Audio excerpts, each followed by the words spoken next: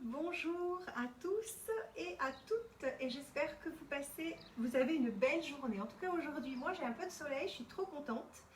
Et puis parce que ce matin c'était un petit peu gris et là le soleil se lève donc je suis ravie.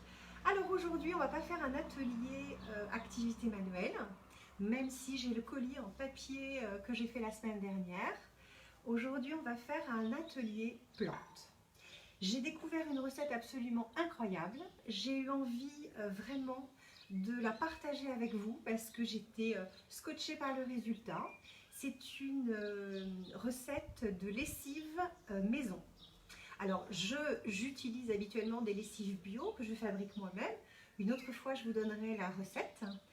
Mais là, c'est une lessive maison qui est 100% écolo, 0 €, zéro déchet, enfin c'est absolument fantastique, pas de produit à l'intérieur, juste de la plante et de l'eau. Et donc voilà, c'est une lessive qui va se faire avec du lierre. Voilà, donc du lierre qu'on trouve absolument partout ici parce que c'est vrai qu'il existe plusieurs plantes, on appelle ça des plantes à savon ou des plantes saponaires. Ce sont des plantes qui contiennent de la saponine à l'intérieur. Et la saponine, c'est une molécule ou un tensioactif qui a la particularité de mousser au contact de l'eau. Donc ça, c'est sa première particularité. Deuxième particularité, c'est soluble dans l'eau et soluble dans l'huile. Ce qui va permettre de dissoudre les saletés et dissoudre les graisses. Alors il existe plein de sortes de plantes saponaires et je me suis noté quelques-unes parce que les noms en fait je ne les retiens pas forcément. De la saponaire officinale, alors c'est un faux basilic avec des petites fleurs qui sont blanches, roses et un petit peu parmes. Les Romains les utilisaient pour les bains dans le temps. Il y a du sapindus. Alors le sapindus, c'est un arbre à savon. Donc là, tout le monde connaît. Dans les magasins bio, vous avez des petits sacs en papier, des petits sacs en coton, pardon. Et à l'intérieur, vous avez des noix de savon naturel. Et bien c'est ça le sapindus. C'est les fruits de l'arbre qui contiennent 37% de saponine, donc une concentration maximale. Et ces petites boules, vous les mettez dans le sac directement dans la machine à laver. Et en fait, on peut les réutiliser plusieurs fois. C'est un arbre à savon. Il existe également le bois de Panama, qui, contrairement à son nom, est originaire du Chili. Et là, on utilise l'écorce. On va broyer l'écorce pour pouvoir l'utiliser en savon, en lessive, etc. Nous, donc, ce qui nous intéresse, comme je vous ai dit tout à l'heure, c'est quelque chose qu'on trouve ici. Je suis allée faire mes courses et en fait, j'ai vu un mur d'une maison, un poteau électrique et ce lierre grimpant. Alors, il y a deux sortes de lierre. Il y a le grimpant qui monte dans les forêts, on les trouve autour des arbres. Et puis, il y a le lierre rampant. Ils n'ont pas la même propriété au niveau de la concentration de saponine. Donc là, on parle bien du lierre grimpant. Donc, j'ai pas pris les tiges, hein. Tout le monde sait ce que c'est que du lierre, parce que je voulais pas abîmer la plante.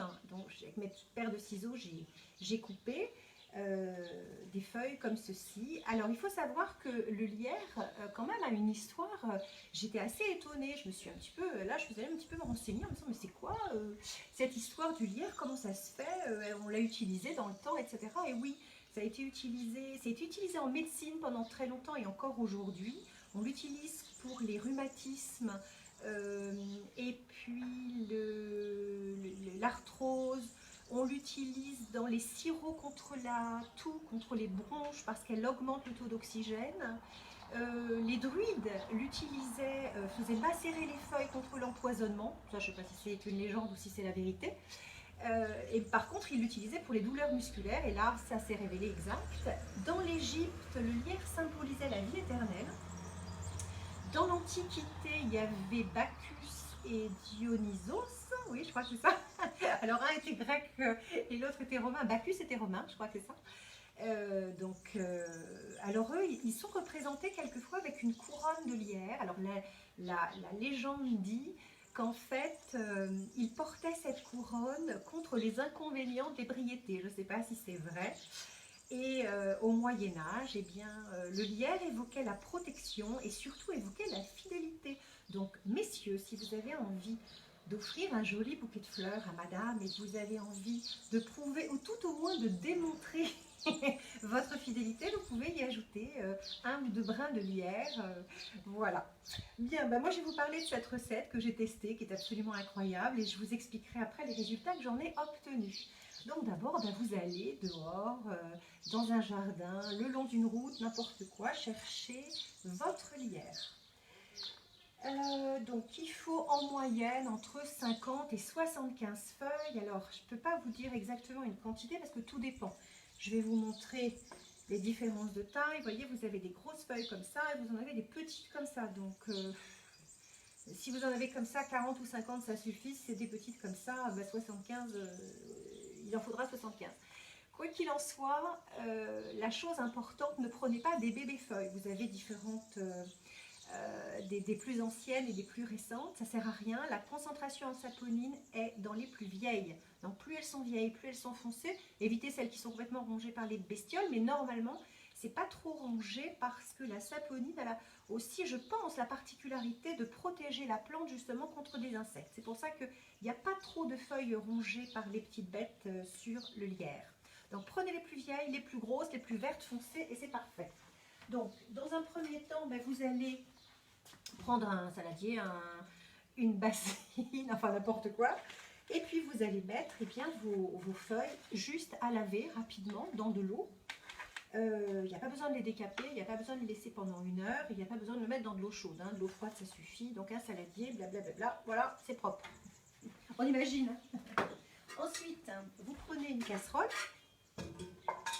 Et puis, vous allez donc mettre votre lierre à l'intérieur de la casserole. Donc, ce que vous allez faire, eh bien, en fait, vous allez froisser, déchirer, craquer, enfin, mettre des petits bouts comme ça, n'importe comment. Vous pouvez le faire 5 par 5, 10 par 10 si vous avez des bras costauds.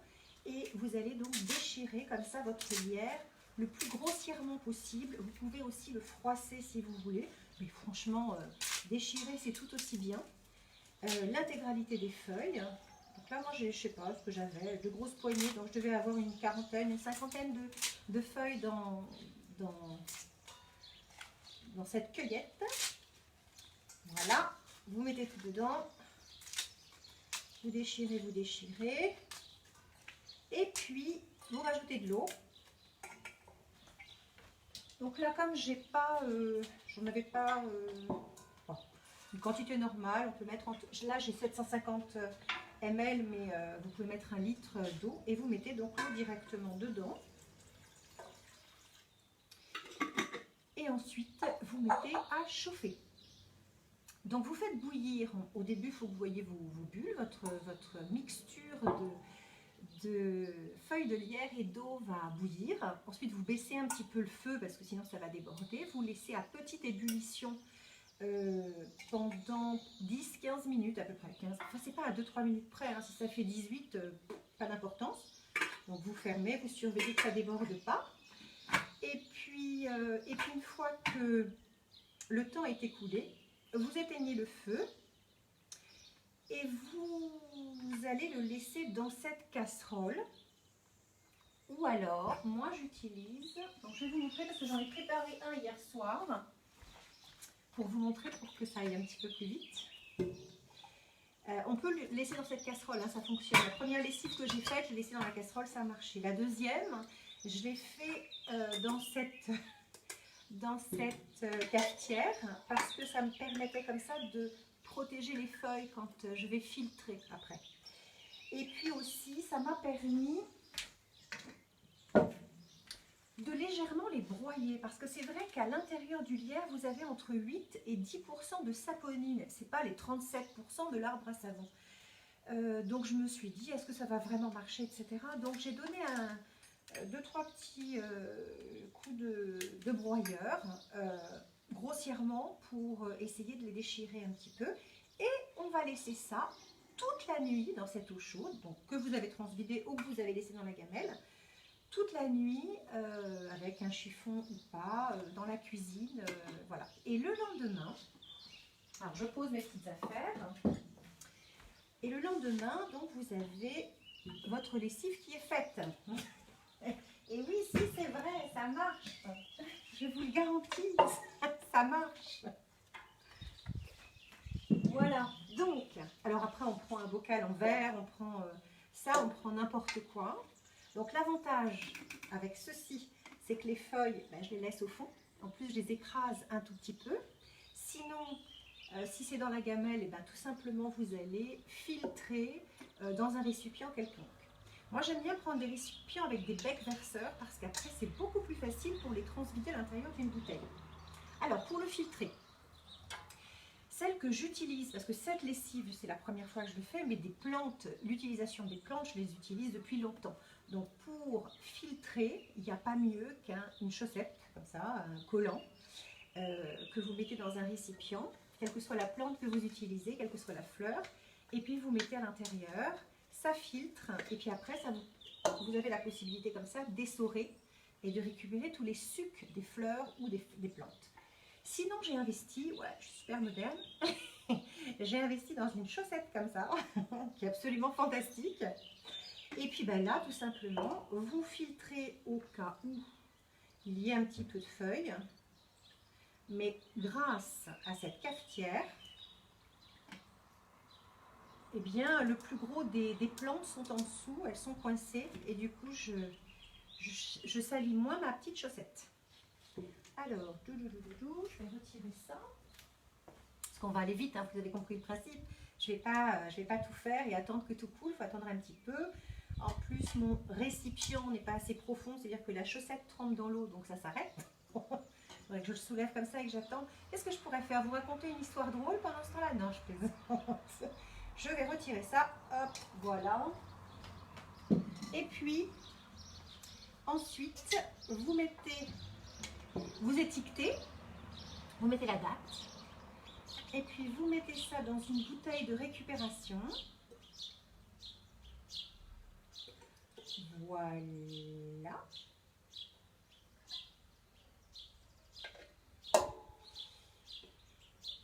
Et votre lessive est prête et elle est finie. Et oui, c'est vrai. Bien. Alors, je vais vous raconter.